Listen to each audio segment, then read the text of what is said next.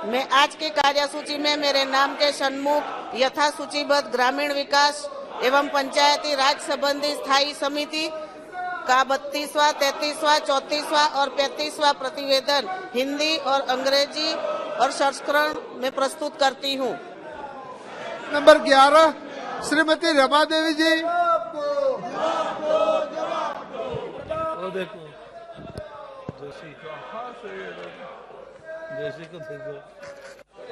लाइटवान ठीक। सभापति महोदय, मैं आज की कार्यसूची में मेरे नाम के सामने क्रम संख्या 11 पर यथा सूचीबद्ध सामाजिक न्याय और अधिकारिता संबंधी अस्थायी समिति का 48वां, 49वां और 50वां प्रतिवेदन हिंदी और अंग्रेजी संस्करण प्रस्तुत करती हूँ। जी धन्यवाद।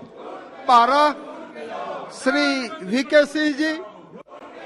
Sir, with your permission, I rise to make statement regarding status of implementation of recommendations contained in the following reports: 301, 314 and 317 of the Standing Committee on Transport, Tourism and Culture on demands of grant for the Ministry of Road, Transport and Highways and for the Ministry of Civil Aviation. Shri Pralhad Joshi ji, मंत्री ji. Pralhad Joshi ji, item number 13, item number 13, item number 13। Sir, I rise to introduce the bill. Sir, I rise to move that bill to amend the Offshore Areas Mineral Development Regulation Act 2002 be taken into consideration. Shri Ritesh Pandey ji. Sir, इस bill के introduction का मैं विरोध इसलिए कर रहा हूं, rules और रेगुलेशन 72 के अंतर्गत, क्योंकि इसमें जो सेंट्रल गवर्नमेंट है आर्टिकल 21 के अंतर्गत 51 AG को लेकर के इसको देखने की जरूरत है, जिसके अंदर हमारे राष्ट्रीय प्राकृतिक संपदाओं का जो माइनिंग होगा, खास तौर से सी माइनिंग होगी, वो हमारे जो देश का जो रिसोर्सेज है, जो एनवायरनमेंट है, उसको पूरी तरह से ध्वस्त करने का कार्य करेगा। और ये आर्टिकल 21 का पूरी तरह से एक उल्लंघन है और उसी के साथ साथ 51 AG को अगर आप देखेंगे उसके तहत इसका उल्लंघन है। धन्यवाद। मनीष तिवारी जी। श्री अधीर रंजन चौधरी जी।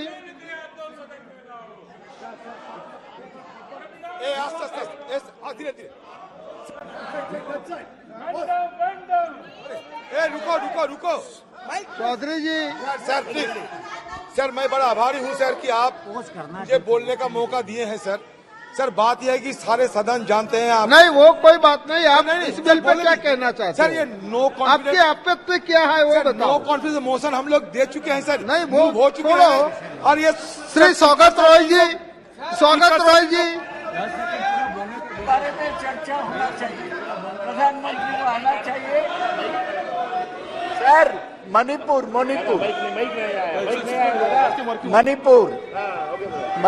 पे चर्चा होना चाहिए। Sir, it is a fact and clear legal position that introduction bill can be only opposed under Rule 72 on the legislative competence.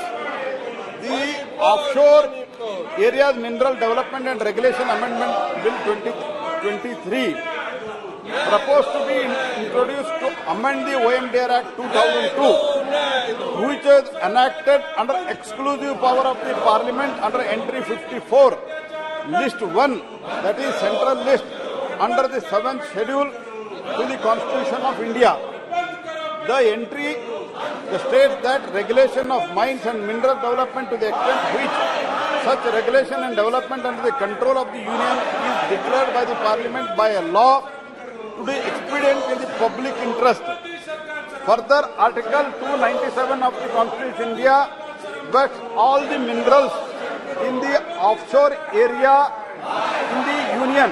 The states have no right over the minerals in the offshore areas, and there is no question of legislative competence. मैं ये भी कहना चाहता हूँ के पहले इनके कालखंड में अलॉटमेंट के रूट से इन्होंने अलॉटमेंट के route first come first serve discretion route से देता था। हम लोग इसका जब इन लोगों ने अलॉट किया, बाद में इसमें सीबीआई इंक्वायरी हो गया, इलीगल के कारण सीबीआई इंक्वायरी हो गया, चार्जशीट हो गया, सब कुछ हो गया। Now we are trying to clear make the very very transparent system of only through auction. This is the only thing we are bringing, and there is no question of any competence arises. This parliament has got full competence. Therefore, I request you to kindly allow to introduce the bill. प्रश्न यह है कि विधेयक को पुरस्कृत करने की अनुमति प्रदान की जाए। जो सदस्य इसके पक्ष में है वो हाँ कहे, जो सदस्य विरोध में है वो ना कहे।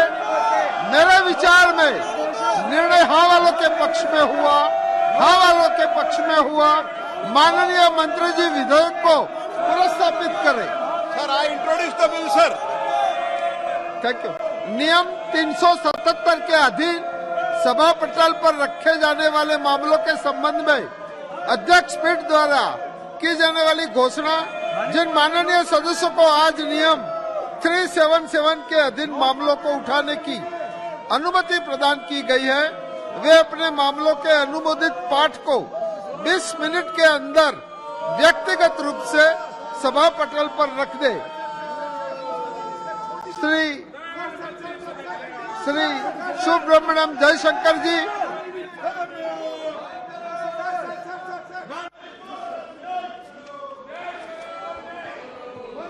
Sir, Speaker sir, I rise to apprise this august House of the key foreign policy engagements and initiatives taken by India since the budget session which ended on 6 April 2023. The period witnessed several crucial high-level diplomatic engagements, including interactions of the Honorable President, the Honorable Vice President, and the Honorable Prime Minister with foreign counterparts in India and abroad. I myself visited a number of nations, as did our ministers of state. And we received many of our foreign colleagues here in India. Through these efforts at multiple levels, we were able to advance our national objectives and interests in a volatile and uncertain world. In terms of the diplomatic engagements of the Honorable President, she hosted the King of Cambodia from May 29 to 31 on his first state visit to India. This marked the celebrations of the 70th anniversary of the establishment of diplomatic relations between India and Cambodia. Honorable President was the chief guest of the celebrations commemorating the 150 years of arrival of Indians in Suriname in Latin America in June.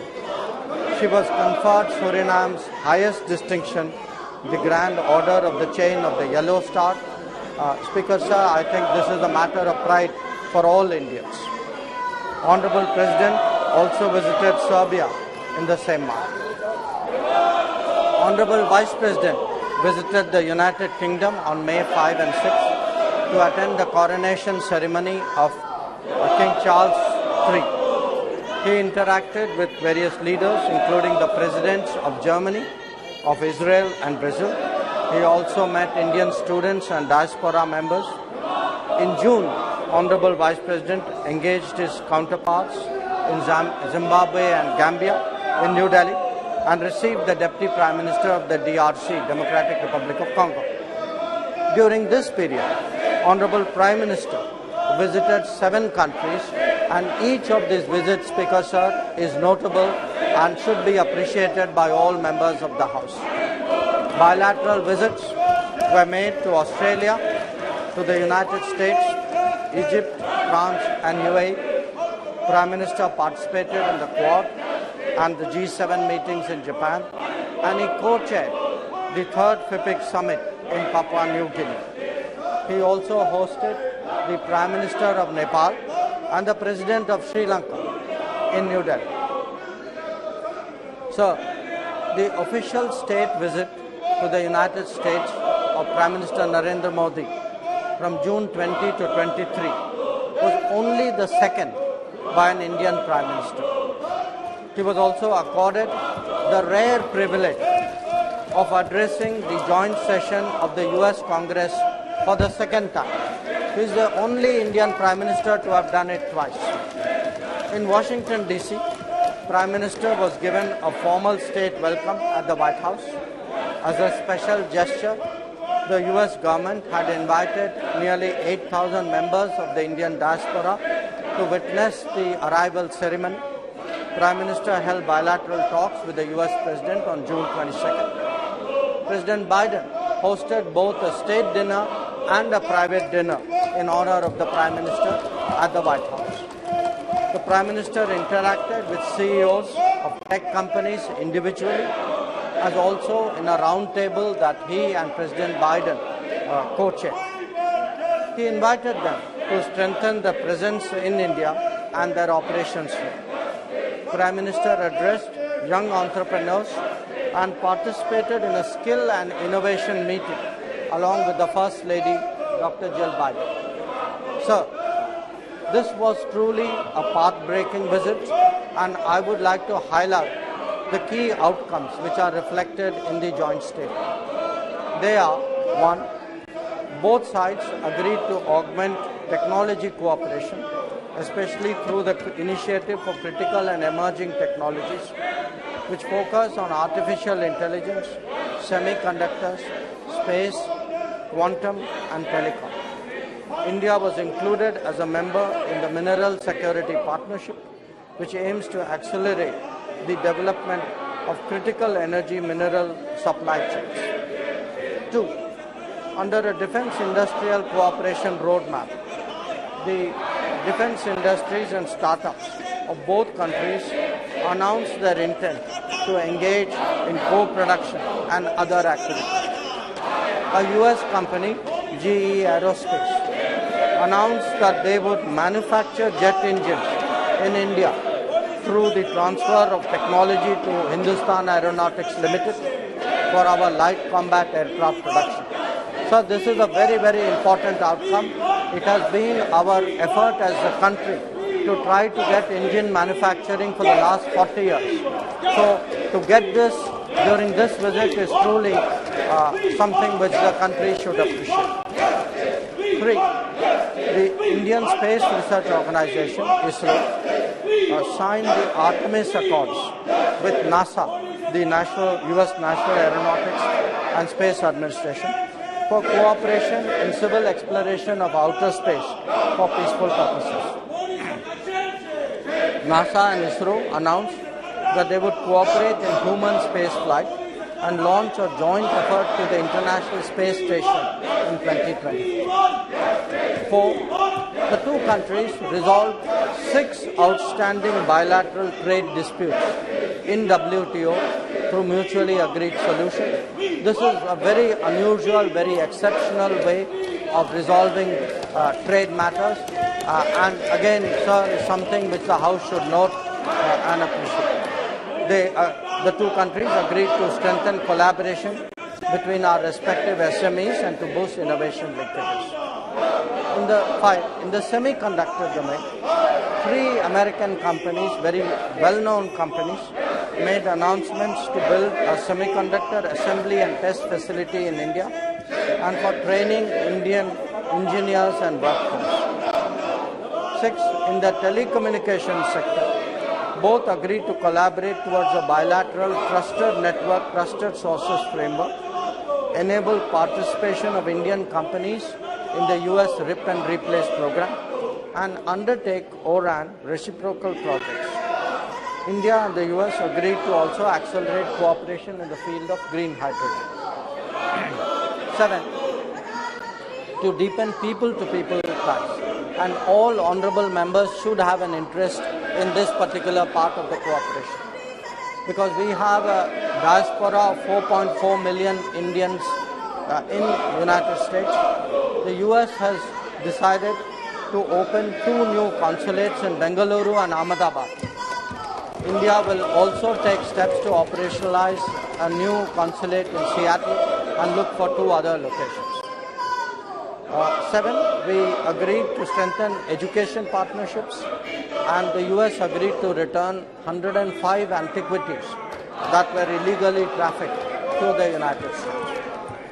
9, given our shared vision of free, open and inclusive Indo-Pacific, we agreed to commence an Indian Ocean dialogue, and the US will support our Indian Ocean, the Indo-Pacific Oceans Initiative.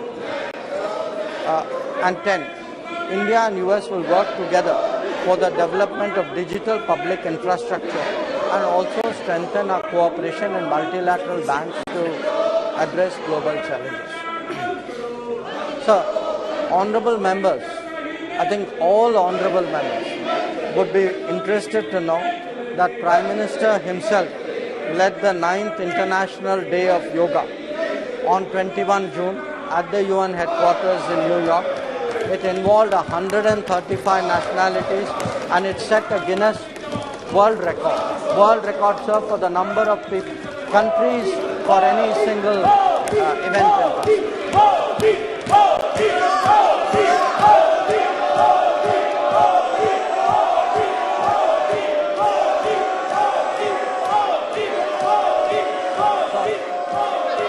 मंत्री जी बोल रहे हैं। Prime Minister participated in the G7 summit and the Quad leaders meeting in Hiroshima on 20 May 2022. At the Quad meeting, the leaders reviewed recent developments in the Indo-Pacific and discussed opportunities for Quad to work further on its priorities. They released a Quad leaders' vision statement. They announced a new clean energy supply chain initiative, a Quad infrastructure fellowship program, a Quad partnership for cable connectivity and resilience, and we will be working together, sir, for the first ORAN deployment in the Indo-Pacific in Palau. The leaders released a Quad statement also on critical and emerging technology standards, apart from reviewing the progress that we have made on our maritime domain awareness initiative. They launched a Quad investors network, and I am happy to inform the House that Prime Minister has invited all Quad leaders to India for the next summit in 2024. So, Prime Minister participated in the outreach summit of the G7. He held meetings with 14 presidents and prime ministers, as also the UN Secretary General. The details are there in my statement. With regard to his landmark visit to Australia, the Prime Minister held a meeting with his counterpart on May 24th, signing the Migration and Mobility Agreement there was one of the highlights of the visit. It shows the commitment of the Modi government to support students and explore the global workplace. During his stay, the Prime Minister interacted with a very wide array of public figures, participated in a business roundtable and addressed the Indian community, sir. I think we all had the privilege of seeing it in person. Many of us watched it in this nation on our television screens. And definitely it was one of the most memorable visits made by any head of government to Australia. And I think many honorable members would recall the words with which Prime Minister Albanese greeted Prime Minister Modi, calling him the boss. So I wish to also add that during the visit, Prime Minister announced our intention to establish a new consulate in Brisbane, and this is something which we will be doing for the benefit of Indians abroad as well as for NRIs very, very soon. Sir, I would now like to say a few words about Prime Minister's visit to France. He was a guest of honor at the Bastille Day. The Bastille Day is the national day of France. It is like our January 26th. We had a tri-services military contingent from India, including the Punjab Regiment. Punjab Regiment, sir, has a great history in France. It helped to defend Paris during the First World War. And Prime Minister, sir, was given the rare honor of being conferred the Grand Cross of the Legion of Honor. This is France's highest civilian award. And Prime Minister Narendra Modi was the recipient of this award. He held meetings with the President, the Prime Minister, the heads of the two chambers of the Parliament, with CEOs of Indian and French companies, and we announced the setting up of a new consulate in Marseille. We also released, sir, a vision document about our strategic partnership that goes on till 2047. On his way back, Prime Minister visited the United Arab Emirates. In Abu Dhabi, he held talks with Sheikh Mohammed, the President of the UAE, and it resulted in three very important outcomes: the trade settlement in our national currencies, the interlinking of payments of central banks, and the establishment of a campus of IIT Delhi in Abu Dhabi. Prime Minister received the President-designate of COP28 because we will have a very notable role to play at that gathering. A month before this visit, sir, Honorable PM paid a state visit to Egypt. It was the first bilateral visit by an Indian Prime Minister in 26 years. He held talks with the President of Egypt, and we elevated our ties to a strategic partnership. We signed agreements in agriculture, in preservation of monuments, archaeological sites, in competition laws. We announced direct flights between Delhi and Cairo, and a center of excellence of IT in Cairo. In a special ceremony, sir, this should be a matter of great pride for all Indians, for all members of this House. Prime Minister was conferred the Order of the Nile, which is the highest state honor of Egypt. Another notable development, sir, during this period was the co-hosting of the third summit of the Pacific Islands Forum, jointly with Papua New Guinea on May 22nd. Prime Minister was received with great warmth, with great courtesy when he arrived in Papua New Guinea. And sir, I think all members would have seen how the Prime Minister of Papua New Guinea paid his personal respects to our Prime Minister in a manner in which so traditional in India. And I think it speaks great volumes today of India's standing, of Prime Minister's standing in the world.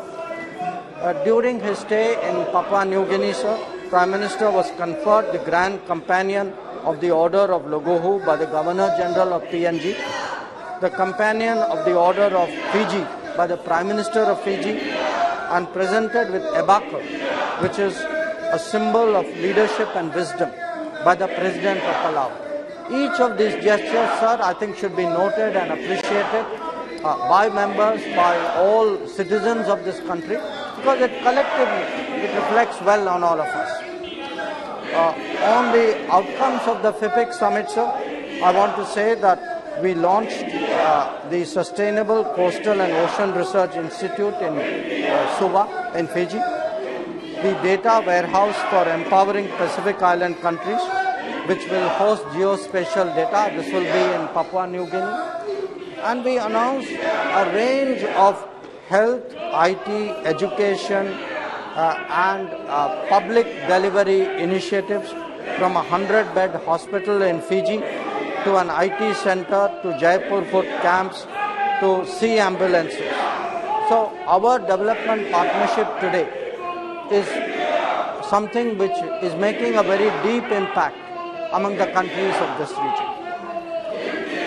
For the first time, sir, after we joined the SCO, we hosted the meeting of the Council of the Heads of State. It was done by the Prime Minister on 4th July in a virtual format. They adopted the New Delhi Declaration and 2 joint statements on countering radicalization and cooperation in digital transformation. I would like to inform you, sir, that during our presidency, we hosted 15 ministerial visits over 130 institutional meetings. With the focus, the theme for us was secure, which was an acronym that signifies our priorities. I would now like to talk, sir, about our neighborhood. Engagements with immediate neighbors have been prioritized after the Modi government came into office in 2014. Two prominent visits were those of the Prime Minister of Nepal and the President of Sri Lanka. Prime Minister of Nepal paid his visit from May 31 to 3 June.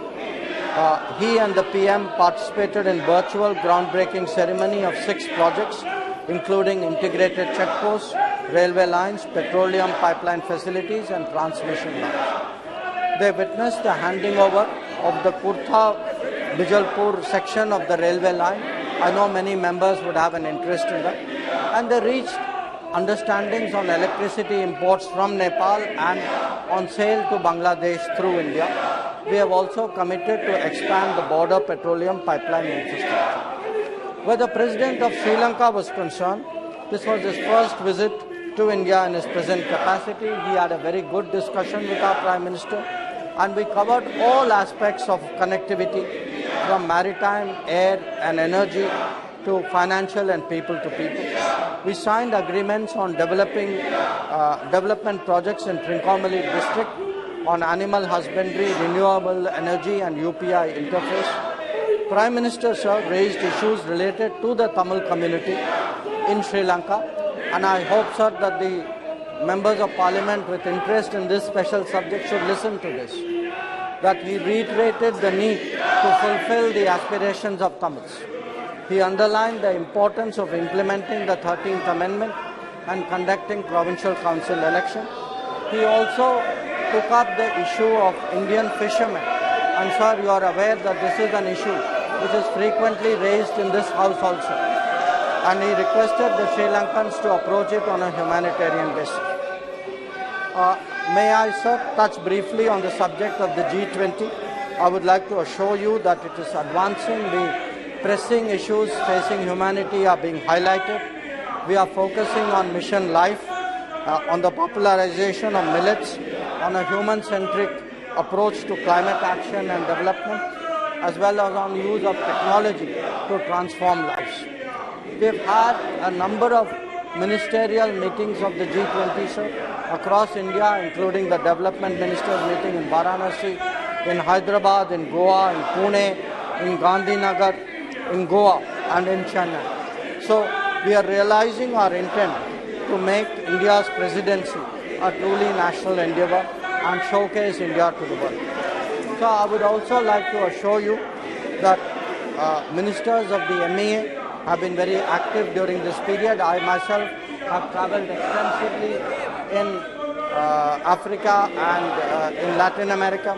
My colleague ministers of state have done so as well. May I say a few words, sir, about Operation Kaveri? This was an operation which was launched because of armed conflict in Sudan. We used both the Air Force and the Navy to bring back almost more than 4,000 of our citizens. So once again we have shown that the Modi government will never leave its people behind during any crisis anywhere in the world. Where fishermen are concerned, we have been successful in bringing back 74 of them from Sri Lanka and 398 of them from Pakistan.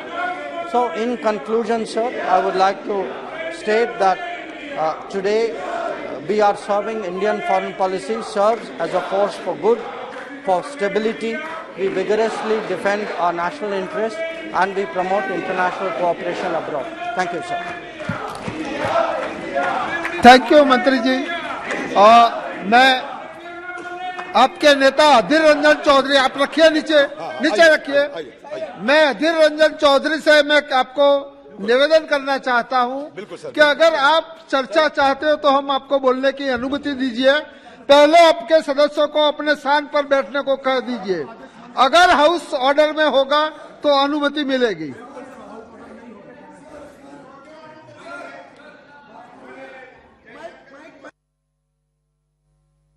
ये व्यवहार नहीं चलेगा। जब हमारे विदेश मंत्री इतना देश के लिए और विश्व के लिए एक संदेश दे रहे थे। उस समय जो इन्होंने किया, अब हम भी अधीर रंजन चौधरी को बोलने नहीं देंगे, कोई बोलने नहीं देंगे।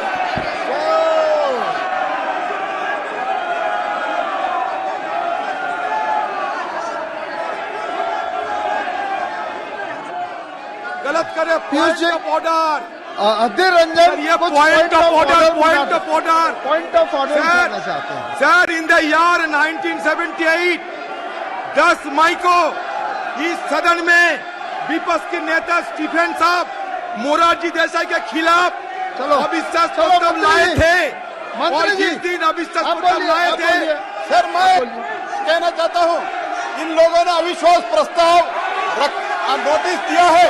ये प्रस्ताव स्पीकर के संज्ञान में है और 10 दिन का समय है, और 10 दिन का समय में स्पीकर जब भी डिसाइड करेगा, सरकार तैयार है।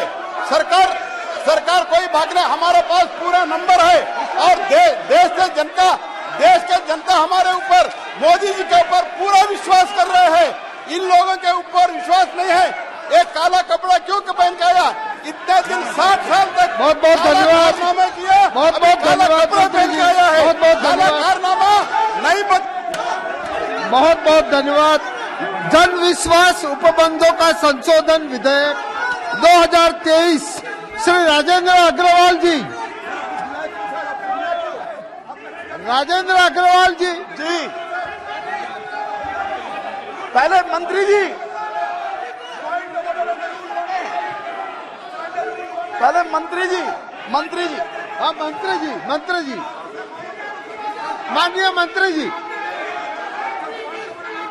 Honorable Speaker, sir, I rise to move that the bill to amend certain enactments for decriminalizing and rationalizing offences to further enhance trust-based governance for ease of living and doing business, namely the Jan Vishwas Amendment of Provisions Bill 2023 as reported by the Joint Committee be taken up for consideration by the House. Shri Rajendra Agarwal जी। माननीय अध्यक्ष महोदय, मैं कुछ कहना चाहता हूं। माननीय अध्यक्ष महोदय, अरे यार, माननीय अध्यक्ष महोदय, मैं इस बिल के बारे में कुछ कहूं उसके पहले मेरे मित्र माननीय विपक्ष के सदस्यों के बारे में जरूर 2 शब्द कहना चाहूंगा।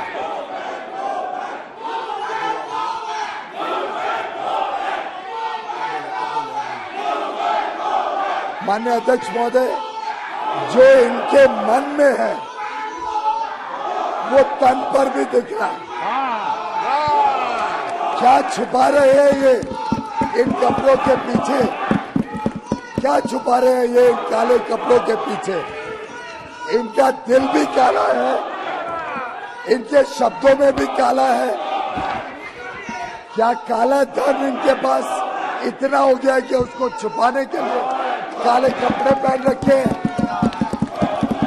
ये काला धन छुपाने के लिए काले कपड़े, और या इनके काले कारनामे इतने ज्यादा घड़ा बढ़ गया है कि वो काले कारनामे छुपाने के लिए ये काले कपड़ों में यहाँ पे आए।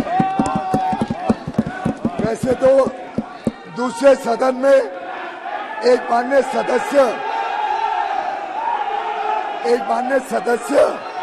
के ऊपर तो काले कौवे ने भी अपना स्थान आकर्षित कर लिया।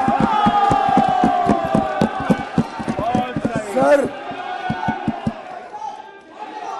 इनका कल भी काला है, आज भी काला है और भविष्य भी काला है। पर हम प्रधानमंत्री नरेंद्र मोदी जी के योद्धा हैं। हम नकारात्मक सोच नहीं रखते। हमें पूरा विश्वास है कि इनके जीवन से भी अंधेरा छटेगा और कमल खिलेगा। हमें पूरा विश्वास है कि इनको भी रोशनी दिखेगी, सूरज इनके यहाँ भी उगेगा और इनके दिल की कलंक खत्म हो जाएगी और एक विकसित भारत एक समृद्ध भारत के लिए कमल अवश्य खिलेगा। थैंक यू मंत्री जी। सभा की कार्यवाही 3 बजे तक के लिए स्थगित की जाती है।